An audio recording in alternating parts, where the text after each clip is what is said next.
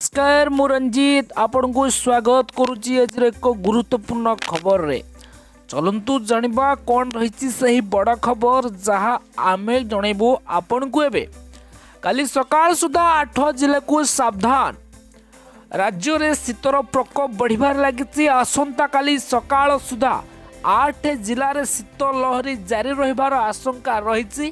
फल एही जिला गुडी को येलो वार्निंग जारी करिछि पाणीपाग विभाग।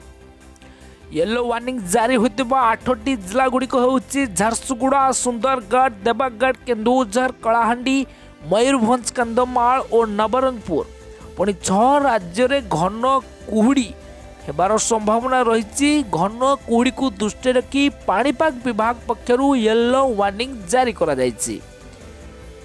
7 तारीख सकाळू 11 जिले में घन कुहुड़ी हेबार आशंका रही। यही बड़ लेटेस्ट न्यूज अपडेट एबे आम पाखु आसीथिला जहां आमे आपन को पाखरे पहुंचाई सारिचु। तेणु आपण माने आम चैनल को सब्सक्राइब, लाइक, शेयर करने को भूलंतु नहीं, कारण आमे आपन को देबो बड़ बड़ प्रतिदिन latest and good news update. से आम चैनल को सब्सक्राइब करंतु, यदि पारुचंती शेयर, लाइक सबकि करंतु, जद्वारा आपण निजे उपकृत होगा सहित अन्य उपकृत हो पारे।